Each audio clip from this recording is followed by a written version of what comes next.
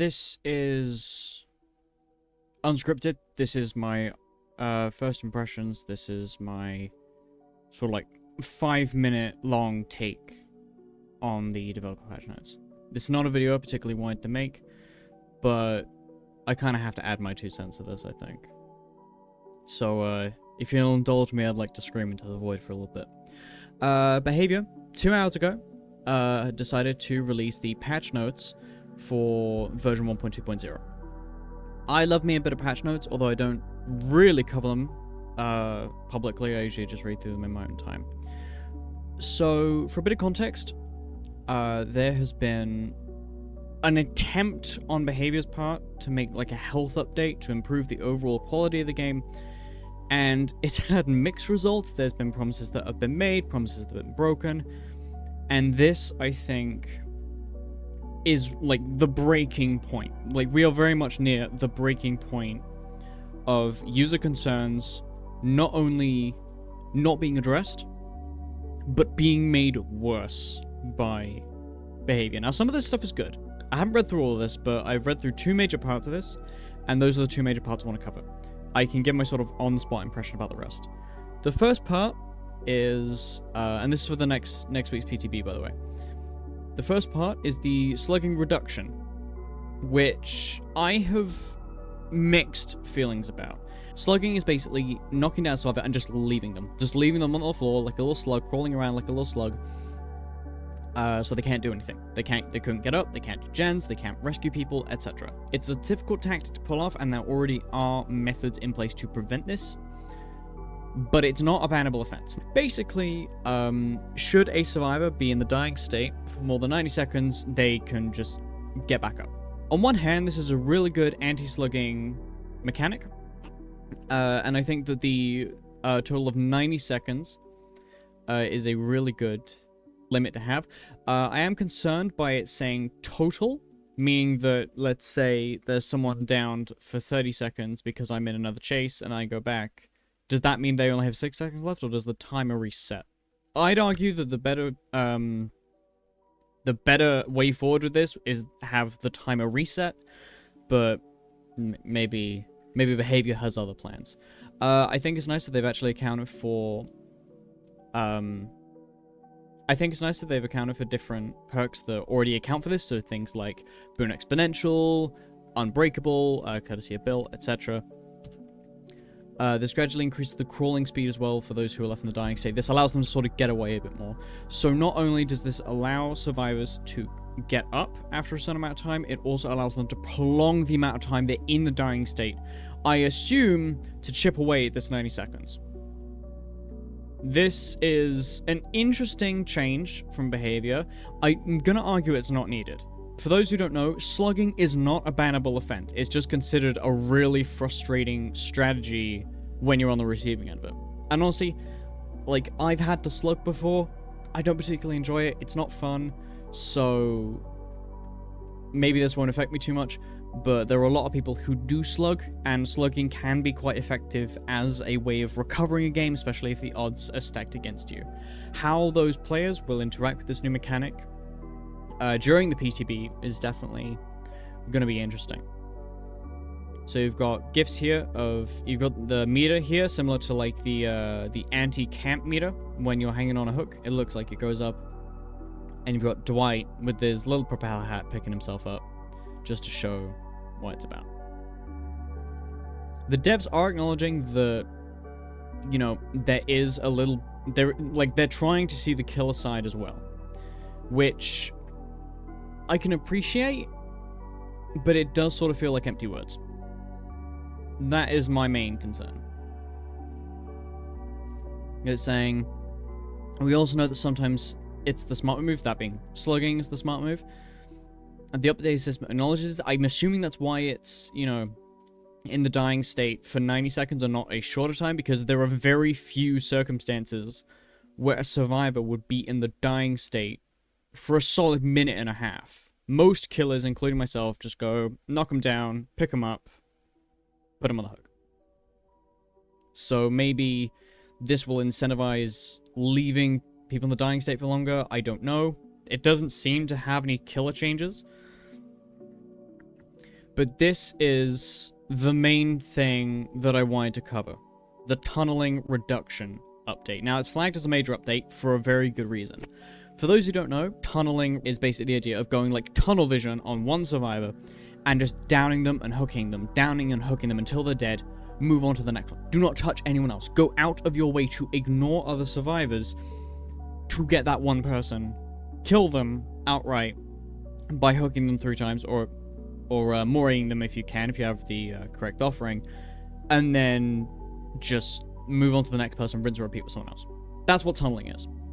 It is a bit of a dirty word in the Debadilla community for especially a lot of more toxic survivors who just feel like they're being tunneled despite the fact 3 other people have been hooked. Or there's been like 3 hooks since they were hooked last. It's a bit of a dirty word, but that is the definition of it. People go out of their way to ignore others to get to you over and over again until you're dead. That's what tunneling is. So, again, tunneling is not a bannable offense, yet Behavior has decided to do everything they can to disincentivize tunneling. Now, for those who don't tunnel, for those who don't play Killer, the reason a lot of killers tunnel is because either they're trying to guard a hex, or because the game is that dire and they need to start whittling down survivor numbers very, very quickly in order to recover the game. Let's say I've got no kills, I'm on 1 gen left, okay, tunnel someone just to get them out, so you've got less people running around and you've got less people to manage, so the gens left are easier to guard, if that makes sense. So, when a survivor is hooked, their hook status is hidden from the killer. This is interesting because it implies the killer will now be able to see survivor hook states, which is something that's been long controversial in the community because it can incentivize tunneling as well. Who has the most hook states? Okay, they're going to be the easiest to get out, just go after them. Just completely just tunnel them out of the game. This disables once all generators are completed. I'm not entirely sure what the plan is with this because, you know, why? What's the point in this? When they're unhooked, there is no notification. This is going to be a huge kick in the balls to a lot of killer mains, myself included. As someone who often struggles to find survivors, even with information perks, such as Discordance, Darkness Revealed, etc., I rely on that one first hook to sort of sink my teeth in everyone else. I go for it. I go for the hook, I get the hook, I hear that notification, and I double back, because I know there are 2 survivors there. The one I've just hooked, and the one that's just been unhooked, and the person that's just unhooked that survivor. There are 2 people there, possibly more, ready to go. You know, maybe they run a protection hit, maybe I take a trade. Either way, it's a free hook for me. It is monumentally useful to have that notification, and is integral to a lot of playstyles in this game, especially on bigger maps, or maps that are harder to navigate, such as Larry's, RPD, etc. Unhooked survivors gain the following effects for a limited time. I'm not going to pretend to know what all these do. Haste, increase your movement speed. Endurance means that you basically can't be downed until it wears off, you just keep taking hits. Or I think it's like you can only take 1 hit, I'm not sure. Elusive, I'm not entirely sure what that does. No collision with other players. This is an interesting one, because a big issue that a lot of people have is especially when they're solo queuing, or when they're not playing with 3 other people to fill up the lobby, or the survivor side lobby, body blocking. Body blocking is a huge thing, especially with the hitboxing of survivors. They can be quite dodgy sometimes. Immunity to killer instinct and seize the killer's aura nearby. This is... yeah, I don't know what to say about this. This is bad. This is essentially making unhooked survivors absolutely cracked for a short amount of time. All these effects are disabled once all generators are completed. It says limited time, but it also says once all generators are completed, so it's a bit of a mixed message as to whether this will just be a permanent thing. I highly doubt it will, but then again, this is behavior we're talking about, so it could mean anything at this point. Adds a unique effect to the killer hook state UI that indicates the last survivor they hooked. Again, this goes back to the idea of hook statuses no longer being hidden from the killer. Why? This just incentivizes tunneling. A lot of these would backfire very quickly and very powerfully However, it's this bit that I want to focus on. Because all of this can backfire. All of this can go very, very wrong. But this is what is the real nail in the coffin, especially for a lot of low-tier killers who don't have an ability or add-ons that are intrinsically capable of boosting their power beyond tunneling. So, you know, for example, Trapper. He's essentially screwed now because, let's say, I hook a Sable. The only Sable in the lobby. And then Sable wanders into a trap. What am I meant to do? Just not go for it? Because what they're going to do, add a new effect that disincentivize tunneling. If a survivor dies before 6 total hook states, so if a killer has not successfully hooked a survivor 6 times, all remaining survivors gain a repair speed bonus for the rest of the trial. This is... I want to know what they were thinking when they came up with this, because I don't like being critical of behavior, not publicly at least, but Jesus Christ, this is backfiring horribly, because this massively disincentivizes altruism. Yes, this disincentivizes tunneling, but it also disincentivizes altruism between survivors. The idea of healing your fellow survivors, the idea of unhooking them when they're in need. You might as well just let them die. Because, you know, you only need 3. So you're basically saying that 3 survivors need to be on death hook for this not to apply. That is a monumental task, especially when it is incredibly common for killers to just run into people they've already hooked, or the last person they've hooked. It is incredibly likely to happen. It's a very common occurrence. And if the survivor that was last hooked is sacrificed or killed, the generators cannot be regressed or blocked. The implication here, just from the wording, is that it's for the rest of the trial. Which basically means, let's say, Sable is on death hook, and Sable is the last person to have been hooked. So it went, okay, someone else has been hooked, Sable is put on death hook, Sable gets hooked and dies. This means that I cannot block or regress generators for the rest of the trial. That is the implication at the very least. Which, it screws over so many perks. No Holds Barred, Dead Man Switch, Hex Ruin, Oppression, all these amazing perks like Call of Brine, they're all screwed now.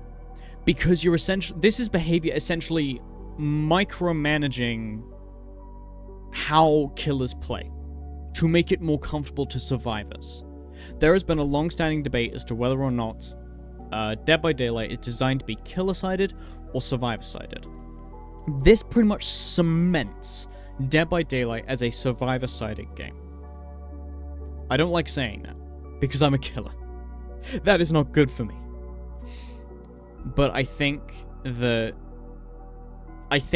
is kind of what we have to resign ourselves to at this point.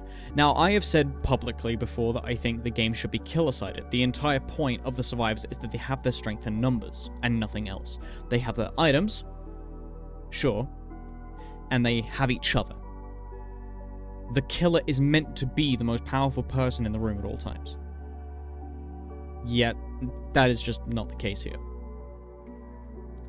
Again, dev note, it's no secret that tunneling can be seen as an efficient way to play for killers. While this can be true, so they're acknowledging it's efficient. They're acknowledging that it is a legitimate, efficient, functional tactic for killers. While this can be true, it is also true that the results of this can be frustrating for survivors.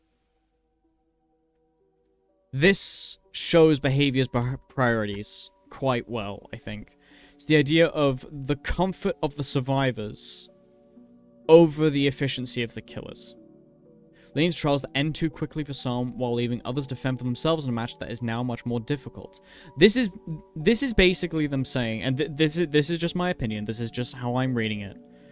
That is the idea they are deliberately making survivors harder to kill for their own comfort. So screw the killers here.